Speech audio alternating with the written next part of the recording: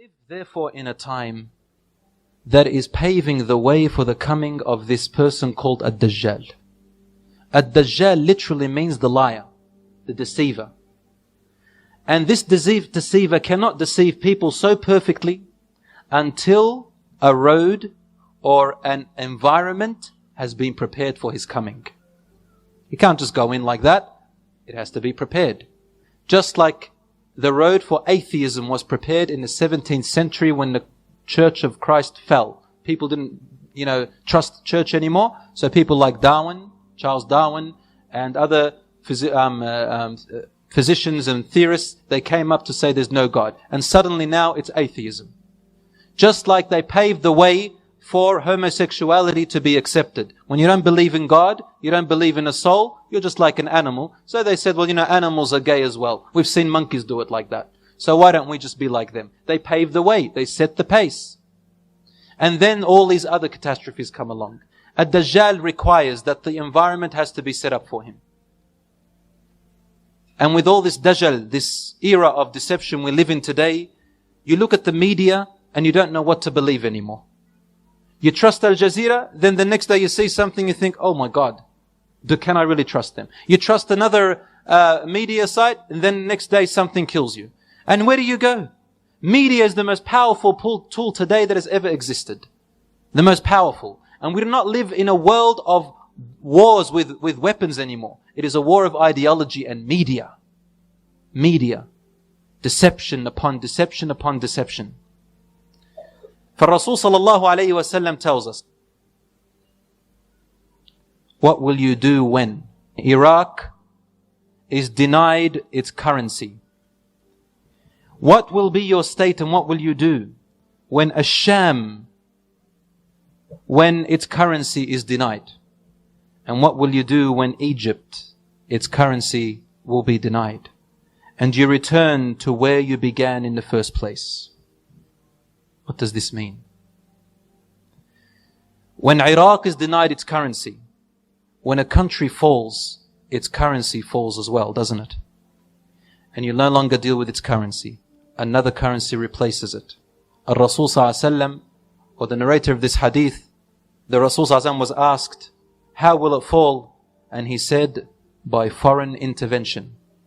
Foreign intervention. Al-Ajam. So Iraq's currency will fall by the invasion, and another currency will replace it. Then, after that, he placed it in sequence. Sham's currency will be denied. So Sham as a nation will fall. Again, another currency will replace soon, and it has to be by a foreign intervention. Currently, we see only one part of it, inside. It's a bigger picture than what you think. Yes, this is one part of it. Yes, there are oppressors. There is an oppressor in there. Yes, there are oppressors. Yes, it is there. However, it is one of the rocks, one of the plots within the bigger plan. Then Rasul sallallahu alaihi wasallam said, after Sham, he mentioned Misr, Egypt. You think it's over for Egypt right now? According to this hadith, which is in Bukhari and Muslim, something else is coming up. When a currency of a nation falls, it means that the country itself falls and there is an invasion. As Rasul sallallahu alaihi wasallam mentioned over here. It's not happened to Egypt yet. But this seems like the sequence that Rasul sallallahu alaihi wasallam is informing us about it. He also said in another narration, this hadith by Abu Huraira, تُنْتَهَكُ ذِمَّةَ اللَّهِ وَذِمَّةَ رَسُولِهِ. What does this mean? ذِمَّةَ Allah, meaning the Romans or the non-Muslims who used to exist at the time of Islam, when Islam ruled for more than 1,000 years. There were non-Muslims who lived in the lands of Islam, and they were called Dhummis, meaning the ones who are entrusted to us. They lived in our lands and we gave them the right to live in peace, and they had to pay something in return for our protection of them. But not the Muslims. Muslims pay zakat. They had to pay this thing called jizya, which means that will protect you, provide you. Today they say tax, we call it jizya for the non-Muslims who live among us. Only this is a type of agreement. When this, he said, the people who used to do this before, they will no longer do it anymore, meaning they will be overpowering you. And these are the types of people who will invade you. Now these are the facts, and we see it today. What has happened to Iraq is not something that anyone can deny. And what is now happening in Sham is both intervention within and outside. And it is yet to come. Sham, however, is totally different to the rest of the world. It is different to Iraq. It is different to Egypt. It is different to everything. Sham means Lebanon, Syria, parts of Jordan, Palestine. They call it today Israel. I'll call Israeli territories are in there. Palestine and parts of Turkey. This was Sham. And you know when after World War I, what happened? They divided Sham. They concentrated on Sham to divide it into different states, each one with a flag. And they turned the Arabs and Turks against each other because we were once one nation. It was called the last Khilafah al-Uthmaniyah because we became materialistic and our pride of lineage and our pride of nationalism and our pride of racism crept into us. This was the best way to plot and plan to break us apart. Until today. Look at us in misery. For Rasul said, "Utrukuha fa innaha muntina." Leave it alone, for it is a stinking carcass. It cannot bring anything but misery, unhappiness and stench. This is what's happening to us today. Rasul said, you will also get into a war with the Jews. This type of war that we are in is not like any war you've ever seen before. We are now currently in there. Who are we? Meaning mostly the Arab lands. For Rasul sallallahu alayhi wasallam said in Musnad Ahmad, he said, you will fight the Jews, meaning the Zionists who are occupying Israel now. Palestine is Israel. على نهر في الأردن أنتم شرقيه وهم غربيه. At the cross or the section of a river that is in Jordan, you will be on its east and they will be on its west bank. That is today. The narrator of this hadith says, Wallahi, I did not know where Jordan is. In those days, there's no such thing as Jordan. No one knew Jordan. It was always called Sham. Remember? After World War I, it became, or just before that, it became Jordan. The name came out later. Later, hundreds of years after the Prophet ﷺ. How did the Prophet ﷺ know this? Because he's a messenger of Allah. وَمَا يَنْطِقُ عَنِ الْهَوَى. He doesn't speak out of his own desires, except from Allah subhanahu wa ta'ala. He said, you will fight them, be in battle with them at that river that is in Jordan, which divides you from the west. They'll be on the west, you'll be on the east. And there is a river there that has dried out a few years ago. Subhanallah. So the Arabs are on one side, and the Jews are on the other, occupying Palestinian land. In fact, the Jews believe that there will be Jesus Christ who will come out very soon.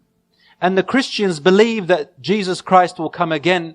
But the Christians also believe in an Antichrist. We believe in the Dajjal. We don't call him Antichrist. Yes, he will be against Christ, or Christ will be against him, alayhi salam. But a Dajjal literally means the one-eyed, the liar, the deceiver. Al-Masih al-Dajjal. And Rasul sallallahu alaihi wasallam gave us descriptions about him. He is a person. He is a person. But as I said, the things that are happening now is a welcoming for his coming. When he comes out, the Jews are waiting for the Messiah to come. They believe the ancient Jesus, the real Jesus, he was an impostor, he was a false Messiah. This is in the Torah now, which they have played around with. So they're still waiting for the Messiah. But they say the Messiah will not come out until the Temple of Solomon is rebuilt. They have to rebuild it. And the state of Israel becomes established.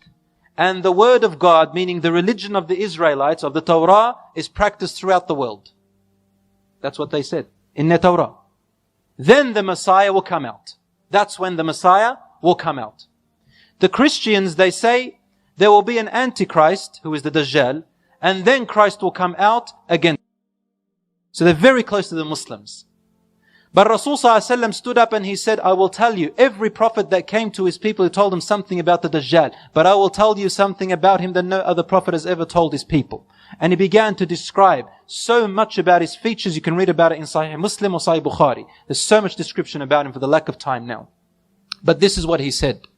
He said, there hasn't come an affliction, a trial, greater from the time of Adam, this hadith is in Sahih Muslim, from the time of Adam until the end of time, a trial more vicious, more harsher, more deceiving, more upon you than the fitna of Dajjal.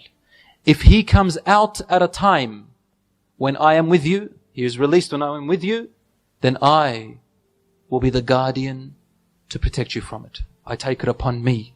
Allahu Akbar. This is from his mercy sallallahu alayhi wa sallam and his care for his ummah. He said, Ana kafifu, I will take him on other than you. Even the Rasul sallallahu alayhi wa sallam cannot kill him. Only Jesus alayhi salam can kill him. He said, but if he comes out after my time, then every person is responsible for themselves. And he said, be careful, for he will deceive you. When he comes out, it will be very difficult to stand your ground. Rasul sallallahu alayhi wa sallam, he tells us, the believers will know him from 3 letters on his forehead, kafir or kufr. And the rest of the world will follow him. The weak believers will follow him. And he will not be able to enter Mecca or Medina. And then Isa alayhi salam will destroy him. This will happen in Palestine. And the Mahdi will rise in Sham, in Syria, in Damascus. And there will be a great war between the Romans, the Europeans of today, 80 flags against the Muslim nation by itself in Sham. It is going to happen soon.